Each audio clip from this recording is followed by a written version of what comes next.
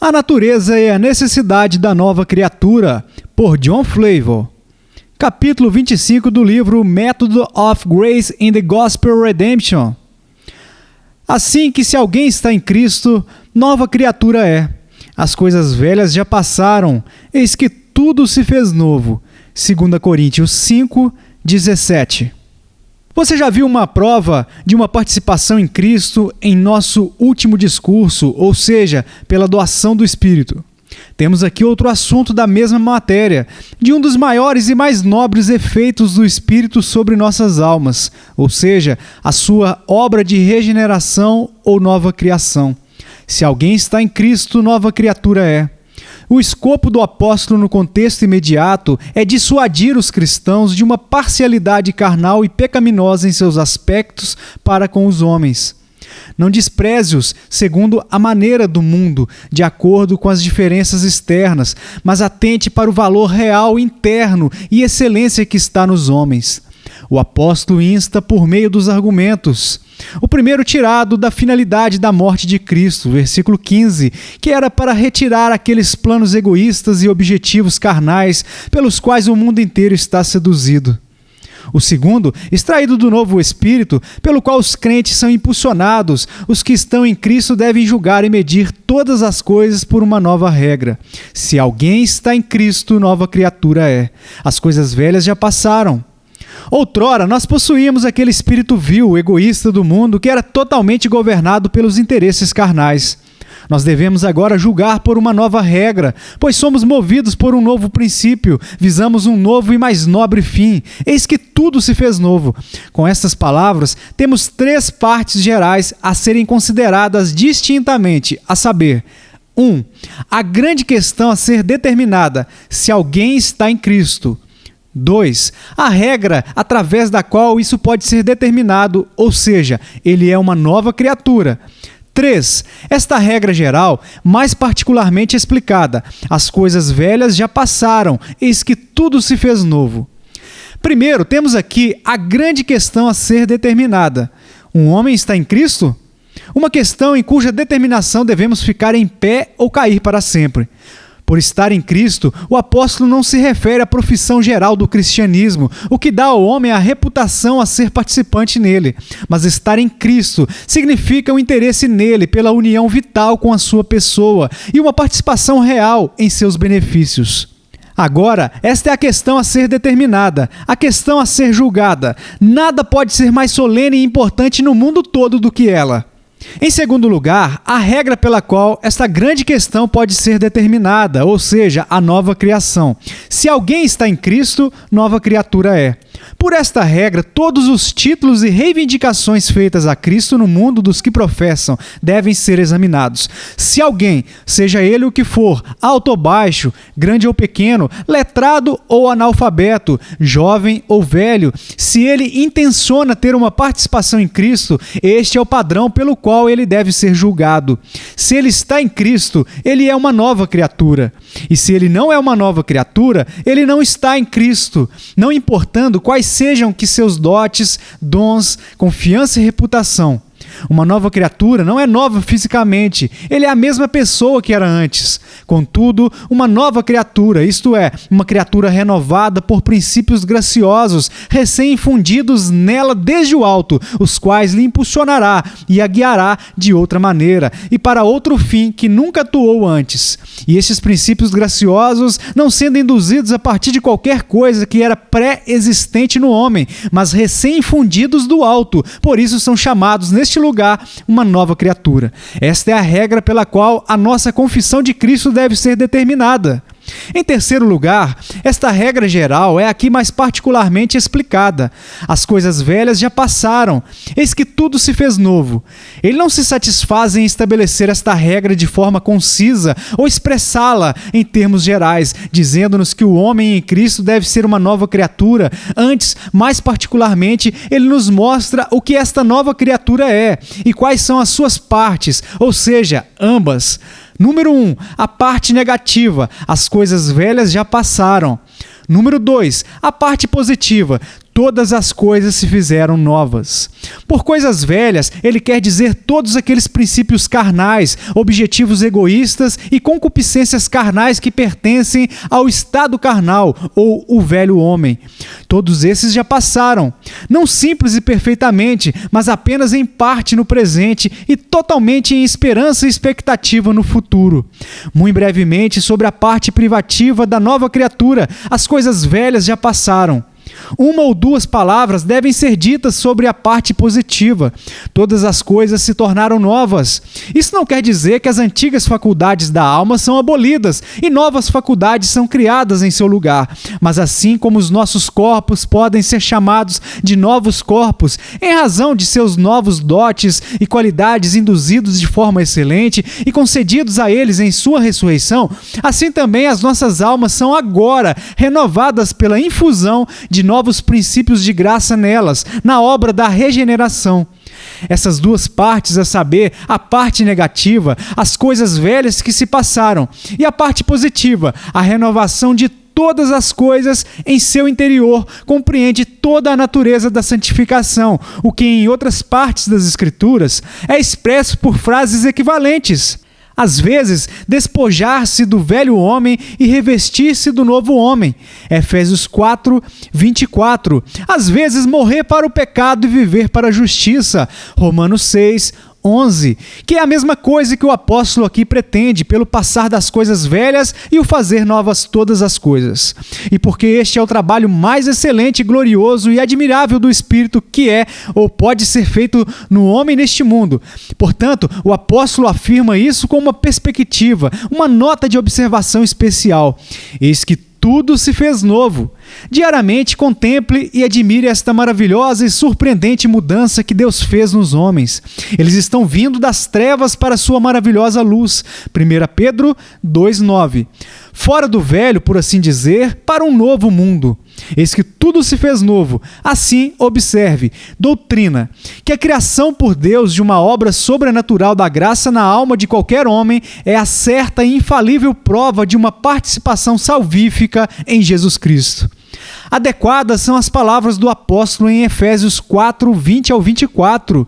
Mas vós não aprendestes assim a Cristo, se é que o tendes ouvido e neles fostes ensinados, como está a verdade em Jesus, que quanto ao trato passado, vos despojeis do velho homem, que se corrompe pelas concupiscências do engano, e vos renoveis no espírito da vossa mente, e vos revistais do novo homem, que segundo Deus é criado em verdadeira justiça e santidade. Onde temos, em outras palavras, da mesma importância, a mesmíssima descrição do homem que está em Cristo, que o apóstolo nos dá neste texto. Agora, para a introdução e estabelecimento deste ponto, será necessário que eu vos diga: número 1, porque a obra regeneradora do Espírito é chamada de uma nova criação. Número 2, em que respeito cada alma que está em Cristo é renovada, ou feita uma nova criatura. Número 3, quais são as propriedades e qualidades notáveis dessa nova criatura. Número 4, a necessidade desta nova criação para todos os que estão em Cristo. Número 5, como esta nova criação evidencia o novo interesse em Cristo. Número 6, e em seguida aplico a totalidade nos seus usos adequados. Primeiro, porque a obra regeneradora do Espírito é chamada de uma nova criação. Esta deve ser a nossa primeira pergunta. E sem dúvida a razão desta denominação é a analogia, proporção e semelhança que se encontra em meio à obra da regeneração e à obra de Deus na primeira criação. E o seu acordo e proporção serão encontrados nas seguintes indicações. Em primeiro lugar, o mesmo autor todo-poderoso que criou o mundo, criou também essa obra da graça na alma do homem, 2 Coríntios 4:6. Porque Deus, que disse que das trevas resplandecesse a luz, é quem resplandeceu em nossos corações para a iluminação do conhecimento da glória de Deus na face de Jesus Cristo. A mesma palavra poderosa que criou a luz natural, criou também a espiritual. É igualmente absurdo para qualquer homem dizer: eu me faço arrepender ou crer. Como é dizer, eu me fiz existir e ser? Em segundo lugar, a primeira coisa que Deus criou no mundo natural foi a luz, Gênesis 1:3. E a primeira coisa que Deus criou na nova criação é a luz do conhecimento espiritual, Colossenses 3:10. E vos vestistes do novo, que se renova para o conhecimento segundo a imagem daquele que o criou. Em terceiro lugar, a criação é a partir do nada, não requer nenhuma matéria pré-existente, ela não traz nenhuma coisa de outros, mas a partir do nada. Dá uma existência ao que antes não existia. Assim é também na nova criação, 1 Pedro 2, 9 e 10. Vos chamou das trevas para a sua maravilhosa luz. Vós, que em outro tempo não éreis povo, mas agora sois povo de Deus, que não tinhais alcançado misericórdia, mas agora alcançastes misericórdia. A obra da graça não é induzida a partir do poder e princípios da natureza, mas é uma pura obra da criação. Os filósofos pagãos não podiam nem compreender, nem conhecer a criação do mundo, porque essa noção era repugnante a esta máxima da razão. En nihilo nihil fit. A partir do nada, nada pode ser feito. Assim, eles insanire cum ratione. Enganaram-se com seus próprios raciocínios. E da mesma maneira, alguns grandes pretendentes à razão entre nós, apontando que é um absurdo afirmar que a obra da graça não seja virtual e potencialmente contida na natureza, a nova criação na antiga. Em quarto lugar, foi a virtude e eficácia do Espírito de Deus que deu ao mundo natural a sua existência pela criação. Gênesis 1:2 diz que o Espírito de Deus se movia sobre a face das águas, pairava sobre o caos, como as asas de um pássaro faz sobre seus ovos, como a mesma palavra é proferida, Deuteronômio 32:11. Move-se como que por incubação, aquela massa bruta por uma secreta influência vivificante, pelo qual ele chamou todas as criaturas em suas diversas formas, e em particulares naturezas. Assim é a nova criação. Uma influência vivificante deve vir do Espírito de Deus, ou então a nova criação nunca poderá ser formada em nós, como diz João 3:8. Assim é todo aquele que é nascido do Espírito. E versículo 6, o que é nascido do Espírito é Espírito. Em quinto lugar, a palavra de Deus foi o instrumento da primeira criação. Salmo 33, 6 e 9. Pela palavra do Senhor foram feitos os céus e todo o exército deles pelo Espírito da sua boca, porque falou e foi feito, mandou e logo apareceu. A palavra de Deus é também o instrumento da nova criação, ou obra da graça do homem, 1 Pedro 1:23, sendo de novo gerados, não de semente corruptível, mas da incorruptível, pela palavra de Deus, viva e que permanece para sempre. Assim também temos em Tiago 1:18, segundo a sua vontade, ele nos gerou pela palavra da verdade, para que fôssemos como primícias das suas criaturas. Segundo a sua vontade, isso foi a causa impulsiva, com a palavra da verdade, foi a causa instrumental. Grande respeito e honra, amor e prazer são devidos à palavra sobre essa consideração, que é o instrumento de nossa regeneração ou nova criação. Em sexto lugar, o mesmo poder que criou o mundo ainda o mantém e sustenta a sua existência. O mundo deve a sua conservação, bem como a sua existência ao poder de Deus, sem o que não poderia subsistir por um momento. Também assim é com a nova criação, que depende inteiramente do poder de preservação de quem primeiramente a formou. Judas, versículo 1, conservados por Cristo Jesus. 1 Pedro 1:5, que mediante a fé estáis guardados na virtude de Deus para a salvação, já prestes para se revelar no último tempo. Como que de uma forma natural, porque nele vivemos e nos movemos e existimos. Atos 17:28. Assim também, de uma forma espiritual, continuamos crendo, nos arrependendo, amando e deleitando-nos em Deus, sem cuja influência contínua sobre nossas almas não poderíamos fazer nenhum destes. Em sétimo lugar, em uma palavra, Deus avaliou a primeira criação com complacência e grande prazer. Ele viu as obras de suas mãos e as aprovou como muito boa. Gênesis 1:31. Portanto, assim também na segunda criação. Nada agrada e encanta a Deus mais do que as obras da graça nas almas de seu povo. Não é um privilégio exterior da natureza ou um presente da providência que recomenda qualquer homem a Deus. Nem a circuncisão, nem a incircuncisão tem virtude alguma, mas sim o ser uma nova criatura. Gálatas 6:15. E assim você vê sobre que fundamentos a obra da regeneração faz do homem uma nova criatura. Essa foi a primeira coisa a ser desvelada. Em segundo lugar, a seguir, deve-se perguntar em quais aspectos cada alma que está em Cristo é renovada ou feita uma nova criatura. E aqui encontraremos uma renovação tríplice de todo aquele que está em Cristo. Ou seja, número 1, em seu estado e condição. Número 2, em sua estrutura e constituição. Número 3, em sua prática e conversação. Em primeiro lugar, ele é renovado em seu estado e condição, porque ele passa da morte para a vida em sua justificação. 1 João 3,14. Ele estava condenado pela lei, ele está agora justificado gratuitamente pela graça, pela redenção que há em Cristo. Ele estava sob a maldição da primeira aliança, agora ele está sob a bênção da nova aliança. Ele estava longe, mas agora veio para perto de Deus. Uma vez ele era alguém separado, um estranho, mas agora ele faz parte da família de Deus. Efésios 2, 12 e 13. Abençoada mudança de uma condição triste, ele passa para uma condição doce e confortável. Portanto, agora nenhuma condenação há para os que estão em Cristo Jesus. Romanos 8, 1. Em segundo lugar, cada homem em Cristo é renovado em sua estrutura e constituição. Todas as faculdades e afeições de sua alma são renovadas pela regeneração. O seu entendimento estava obscurecido, mas agora é luz no Senhor. Efésios 5:8.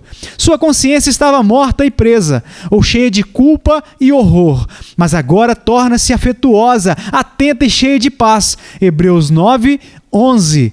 Sua vontade era rebelde, teimosa e inflexível, mas agora é obediente e disposta a cumprir a vontade de Deus. Salmo 110, versículo 2.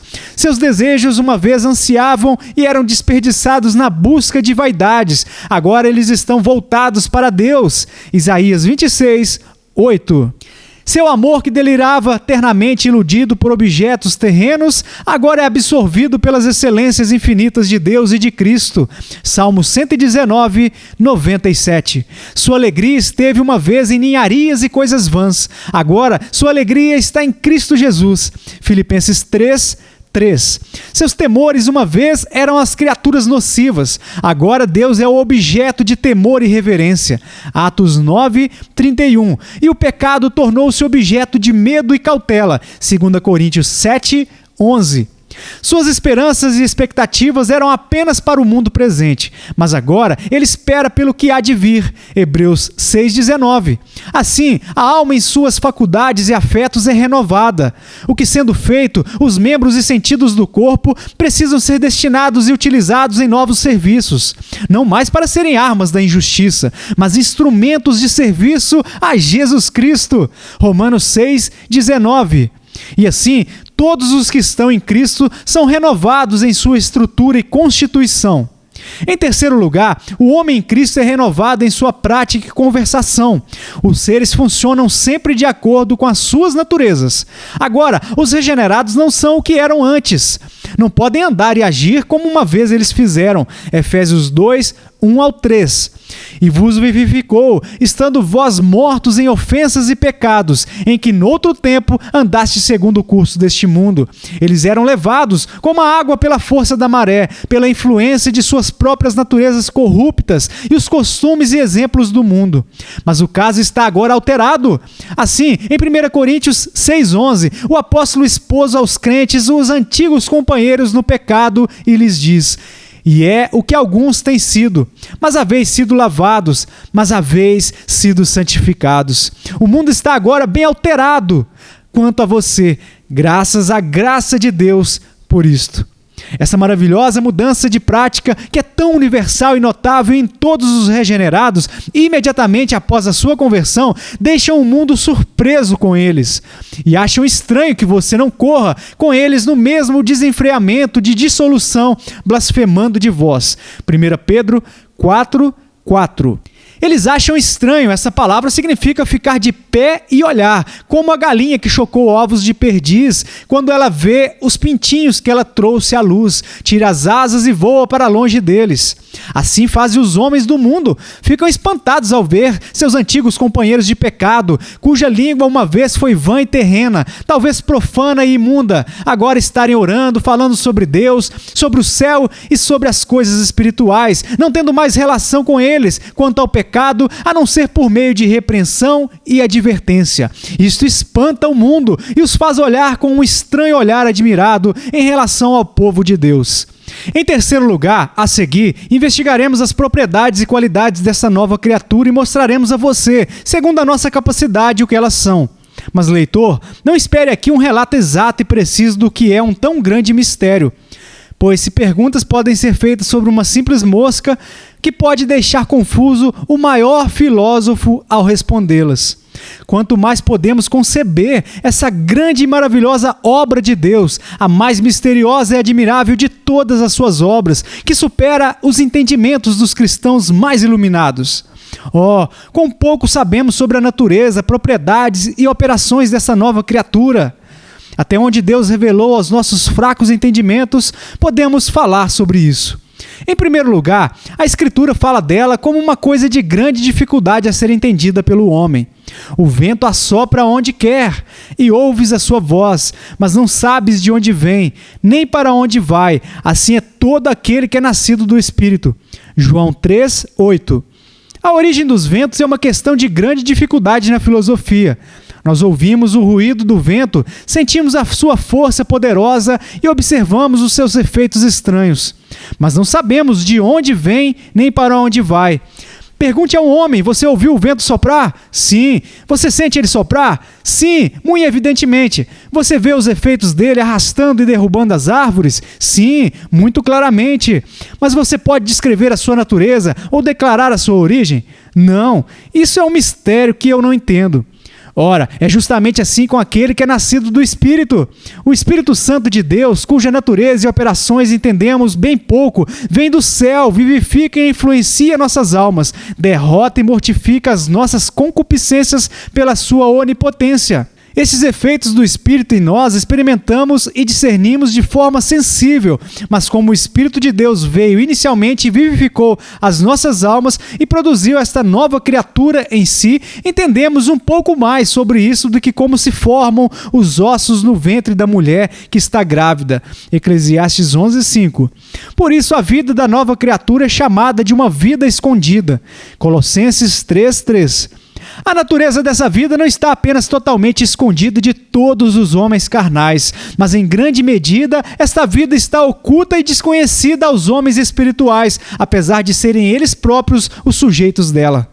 Em segundo lugar, embora esta vida da nova criatura seja um grande mistério e segredo em alguns aspectos, contudo, até onde é conhecida e aparece sobre nós, a nova criatura é a criatura mais bela e encantadora que já Deus fez, pois a beleza do próprio Senhor está sobre ela. Novo homem que segundo Deus é criado, Efésios 4:24. Assim como um retrato é desenhado a partir do homem, a nova criatura é um esboço do próprio Deus, delineado pelo Espírito, esse artista admirável na alma do homem. A santidade é a beleza e a glória de Deus, e na santidade a nova criatura é criada à imagem de Deus. Colossenses 3:10. A alma regenerada aqui se torna santa. 1 João 3:3. Não essencialmente santa, como Deus é, nem ainda eficientemente santa, pois a alma regenerada não pode fazer-se santa, nem tornar outros santos. Entretanto, a vida da nova criatura pode ser dita como sendo semelhante à vida de Deus no fato de que, como Deus vive para si mesmo, então a nova criatura vive totalmente para Deus. Como Deus ama a santidade e odeia o contrário, o mesmo acontece com a nova criatura. É nessas coisas que ela é formada segundo a imagem de Deus que a criou. Quando Deus cria essa criatura na alma do homem, então é dito que somos participantes da natureza divina. 2 Pedro 1:4. De modo que não pode haver nada transmitido aos homens que embeleza e enfeita suas almas como essa nova criação faz. Os homens não se assemelham a Deus quando eles são nobres ou quando eles são ricos, mas quando eles são santos. Nenhum dom, nenhum dote natural embeleza a alma como essa nova criatura o faz. Sim, essa é a beleza da nova criatura, a saber que Cristo, seu autor, é também o seu admirador. Enlevaste-me o coração com um dos teus olhares. Cânticos 4, 9. Em terceiro lugar, essa nova criatura é criada no homem, sobre o maior propósito que alguma vez qualquer obra de Deus foi feita. O fim de sua criação e infusão é elevado e nobre, a salvação da alma em que é feito. É tanto o finis operis quanto o finis operantes. Este é o propósito do trabalho e do trabalhador que o operou.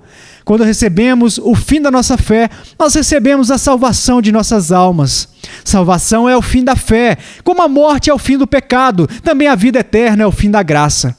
A nova criatura, pelo instinto e direção constante de sua própria natureza, segue o seu curso como que diretamente a Deus e para o céu, o lugar de seu pleno exercício, como os rios fazem com o oceano. Declara-se ter sido feito para Deus, por seu incansável esforço por Ele. E como a salvação é o fim da nova criatura, também é o desígnio expresso e finalidade daquele que a criou. Ora, quem para isso mesmo nos preparou foi Deus, 2 Coríntios 5:5. Por esta obra dele em nossas almas, Ele agora está lapidando, preparando e nos fazendo idôneos para participar da herança dos santos na luz. Colossenses 1:12. Em quarto lugar, essa nova criação é a obra mais necessária que Deus já operou na alma do homem. O eterno bem-estar de sua alma depende disso, e sem ela ninguém verá a Deus. Hebreus 12:14. E a não ser que vocês sejam regenerados e nasçam de novo, não podem ver o reino de Deus. João 1:3 e 5. Você pode ser salvo em Cristo? Você sabe que não pode. Você pode ter uma participação em Cristo sem a nova criação? Meu texto expressamente diz que você nunca poderá ter, pois, se alguém está em Cristo, nova criatura é. Ó leitor, quaisquer que sejam seus pensamentos levianos nesta matéria, e com que olhos negligentes e descuidados você lê estas linhas, ainda assim, saibas que tu deves ser ou uma nova criatura, ou uma criatura miserável e maldita para sempre. Se civilidade sem a nova criação pudesse te salvar, por que os pagãos morais não são salvos também? Se o rigor da vida sem a nova criação pudesse te salvar, por que isso não salvou os escribas e fariseus? Se uma elevada profissão de fé na religião sem a nova criatura pode te salvar, por que não salvou Judas, Himeneu e Fileto também? Nada é mais evidente do que isso, a saber que nenhum arrependimento, obediência, abnegação, orações, lágrimas, reformas ou ordenanças sem a nova criação aproveitam para a salvação da tua alma. O próprio sangue de Cristo, sem a regeneração, nunca salvou e nunca salvará alguém. Ó, que obra necessária é a nova criação! Nem a circuncisão, nem a incircuncisão tem virtude alguma, mas sim o ser uma nova criatura. Gálatas 6:15. Em quinto lugar, a nova criatura é uma criatura admirável e maravilhosa. Há muitas maravilhas na primeira criação. Grandes são as obras do Senhor, procuradas por todos os que nelas tomam prazer. Salmo 111:2. Mas não há maravilhas na natureza como aquelas da graça. A maior maravilha que jamais foi vista no mundo não é, com exceção à encarnação do Filho de Deus, ver a natureza e o temperamento do homem tão transformados e modificados como eles o são pela graça. Ver os lascivos coríntios e os idólatras efésios tornando-se cristãos mortificados e celestiais. Ver um perseguidor feroz e cruel tornar-se um confessor glorioso e sofredor por Cristo. Ver a mente carnal do homem que estava recentemente fixada por completo em uma forte inclinação para o mundo, ser totalmente retirada de suas concupiscências e firmada sobre coisas que são espirituais e celestiais.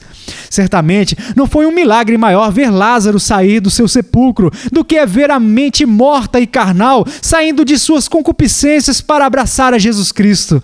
Não foi uma maravilha maior ver os nossos mortos e secos no vale se moverem e se unirem do que é ver uma alma morta movimentar-se em direção a Deus e movendo-se em direção a Cristo no caminho da fé.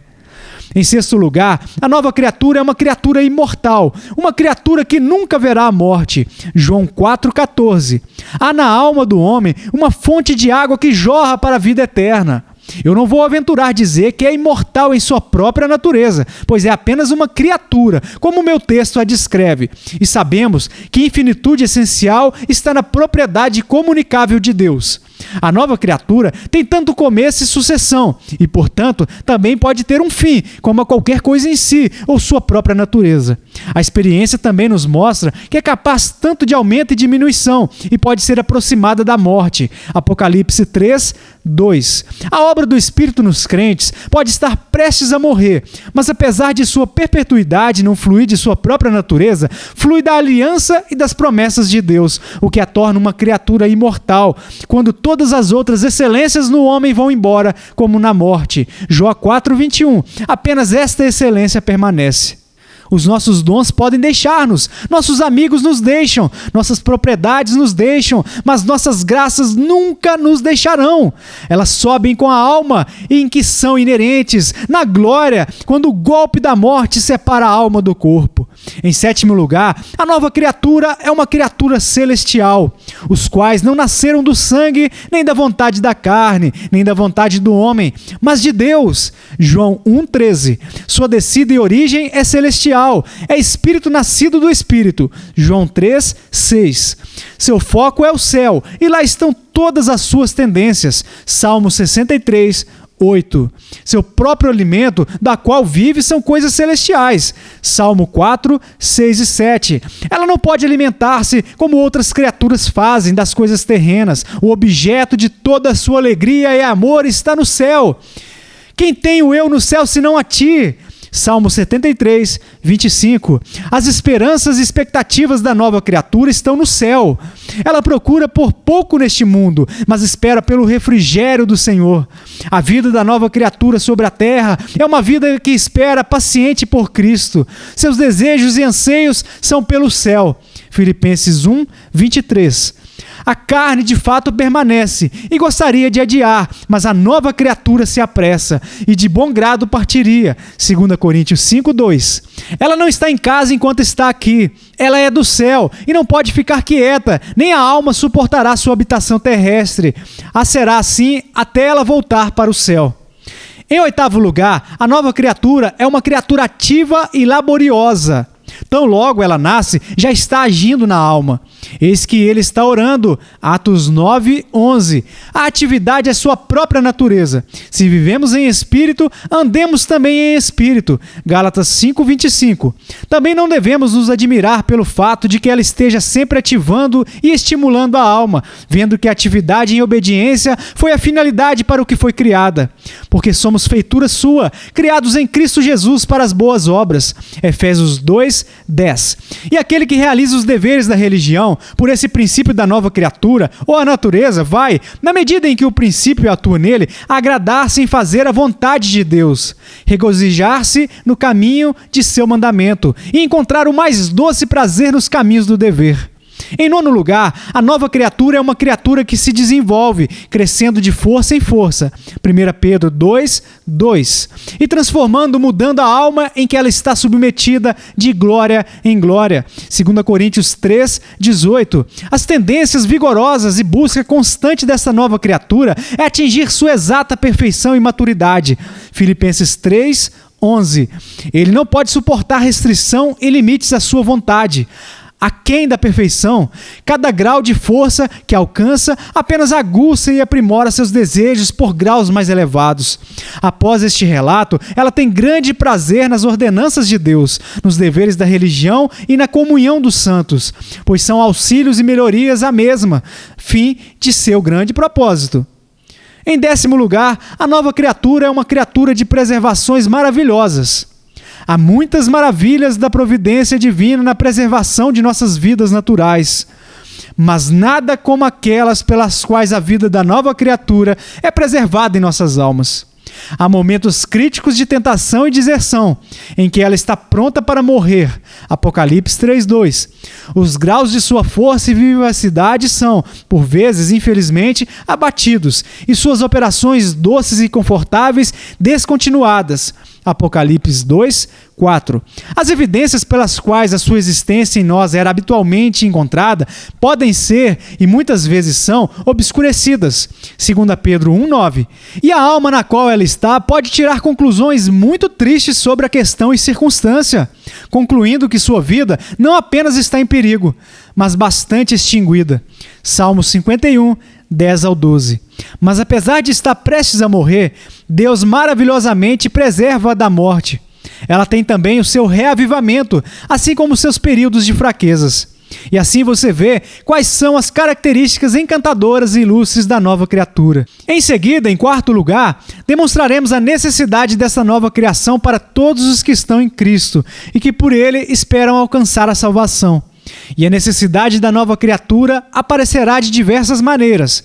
Em primeiro lugar, a partir da vontade positiva e expressa de Deus, revelada nas Escrituras, no tocante a este assunto. Examinem as Escrituras e vocês encontrarão que Deus colocou toda a ênfase e peso de sua felicidade eterna por meio de Jesus Cristo sobre obra do Espírito nas suas almas. Então, nosso Salvador diz a Nicodemos: na verdade te digo que aquele que não nascer da água e do Espírito não pode entrar no reino de Deus. João 3, 5. Semelhantes são as palavras do apóstolo: segui a santificação, sem a qual ninguém verá o Senhor. Hebreus 12, 14.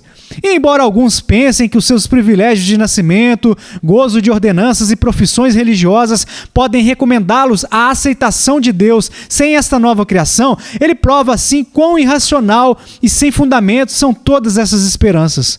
Porque em Cristo Jesus nem a circuncisão nem a incircuncisão tem virtude alguma, mas sim o ser uma nova criatura. Gálatas 6, 15. Cristo e o céu são os dons de Deus, e Ele tem a liberdade de conferi-los nos termos e condições que lhe aprouver, e este é o caminho, o único caminho e método indicado em que Ele trará os homens por meio de Cristo para a glória. Os homens podem extirpar as impressões dessas coisas de seus próprios corações, mas eles nunca podem alterar curso e método de salvação estabelecidos por Deus. Ou seremos novas criaturas, como o preceito da palavra nos ordena, ou nos perderemos e seremos criaturas amaldiçoadas, como as ameaças da palavra claramente nos dizem. Em segundo lugar, esta nova criação é a parte inicial dessa grande salvação que esperamos através de Cristo e, portanto, sem isso, todas as esperanças e expectativas de salvação devem desaparecer. Salvação e regeneração estão inseparavelmente ligadas. Nossa glória no céu, se entendermos corretamente a sua natureza, consiste em duas coisas: a assimilação a Deus e nossa fruição de Deus, e ambos têm seu início e evolução em nossa regeneração neste mundo. Aqui começamos a ser transformados em sua imagem em algum grau. 2 Coríntios 3, 18. Pois o novo homem é criado por Deus, como foi falado anteriormente. Na obra de graça é dito que Deus começa uma boa obra, que deve ser concluída ou consumada no dia de Cristo. Filipenses 1, 6. Ora, nada pode ser mais irracional do que imaginar que um propósito ou obra deve ser concluída ou aperfeiçoada, sendo que nunca tenha tido um começo. Em terceiro lugar, tão necessária é a nova criação a todos que esperam salvação por Cristo, que sem isso o céu não seria céu e a glória dele não seria nenhuma glória para nós, por causa da inadequação e aversão de nossas mentes carnais a essas coisas. A inclinação da carne é inimizade contra Deus. Romanos 8, 7. Inimizade exclui toda complacência e deleite. Há uma necessidade de nossos corações serem adequada e agradavelmente moldados a Deus, para o descanso complacente de nossas almas nele. E esse temperamento agradável é operado pela nossa nova criação. Ora, quem para isso mesmo nos preparou foi Deus. 2 Coríntios 5, 5.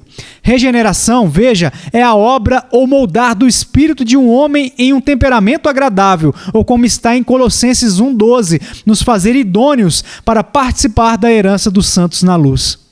A partir de tudo isso, segue-se, vendo que não pode haver complacência ou deleitar-se em Deus sem idoneidade e conformidade com Ele, como é evidente a partir de 1 João 3:2, bem como a partir da razão e da natureza da coisa em si mesma, que ou Deus deve tornar-se semelhante a nós, adequado aos nossos corações pecadores, corruptos e vãos, o que é simplesmente uma rude blasfêmia alguma vez imaginar isso, ou então devemos ser feitos agradáveis e adequados a Deus, o que é propriamente o que agora estou provando ser necessário. Em quarto lugar, há uma necessidade absoluta da nova criação para todos os que esperam ser participantes em Cristo e na glória vindoura, uma vez que todas as características, marcas e sinais de tal participação são constantemente tomadas a partir da nova criação operada em nós.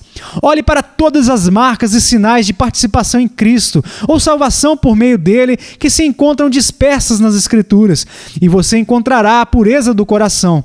Mateus 5:8. A santidade, tanto em princípio e em prática. Hebreus 12:14. A mortificação do pecado. Romanos 8:13. O desejo pela aparição de Cristo. 2 Timóteo 4:8. Com muitas outras mais de mesma natureza, sendo feitas constantemente as marcas e sinais da nossa salvação por Cristo, de modo que nenhuma criatura não regenerada pode ver a sua face, pois se essas escrituras são as verdadeiras e fiéis palavras de Deus, ou devemos ter uma nova Bíblia, ou um novo coração, o que corresponde ao quarto aspecto a ser desvelado. Em quinto lugar, a última coisa a ser falada é como a nova criação é uma prova infalível e evidência da participação da alma em Cristo. E isso aparecerá de diversas maneiras. Em primeiro lugar, onde todas as graças salvadoras do Espírito estão, ali a participação em Cristo é certa. E onde há a nova criatura, aí todas as graças salvadoras do Espírito estão. Pois o que é a nova criatura, senão a forma ou sistema de todas as graças especiais de salvação? Não é esta ou aquela graça particular, como a fé, nem a esperança ou o amor a Deus, que constitui a nova criatura, pois estes são apenas como tantos membros ou ramos dela. Mas a nova criatura abrange todas as graças do Espírito. Mas o fruto do Espírito é amor, gozo, paz, longanimidade, benignidade, bondade, fé, mansidão, temperança e etc. Gálatas 5:22. Qualquer uma das graças salvíficas especiais dá prova de nosso interesse em Cristo, quanto mais, então, a nova criatura, que é a forma complexa ou sistema de todas as graças juntas. Em segundo lugar, para concluir, onde são encontradas todas as causas de participação em Cristo e todos os efeitos e frutos dessa participação aparecem. Aí, sem dúvida, uma participação em Cristo é encontrada. Onde quer que você encontre uma nova criatura, você encontra todas as causas e todas as facetas de uma participação em Cristo. Pois ali você encontrará, número 1, a causa impulsiva, ou seja, o amor eletivo de Deus, a partir do que a nova criatura é inseparável, 1 Pedro 1:2. Com a nova criatura, as causas apreciáveis, eficientes e finais de participação em Cristo e união com Ele também sempre são encontradas. Efésios 2:10, capítulo 1, versículos 4-6. 2. Todo o conjunto e frutos da participação em Cristo são encontrados na nova criatura. A todos os frutos da obediência, pois somos criados em Cristo Jesus para boas obras. Efésios 2:10, Romanos 7:4. A verdadeira oposição espiritual ao pecado. Sabemos que todo aquele que é nascido de Deus não peca, mas o que de Deus é gerado conserva-se a si mesmo, e o maligno não lhe toca. 1 João 5:18. Há amor pelo povo de Deus. Qualquer que ama é nascido de Deus. 1 João 4:7. Há uma relação de consciência quanto aos deveres, pois a nova criatura é criada segundo Deus, em verdadeira justiça e santidade. Efésios 4:25. Há a perseverança nos caminhos de Deus até o fim e a vitória sobre todas as tentações, pois todo aquele que é nascido de Deus vence o mundo. 1 João 5:4. Seria fácil falar de todos os outros frutos particulares de nossa união com Cristo e mostrar-lhes cada um deles na nova criatura. E assim, muito da parte doutrinária foi dita nesse ponto.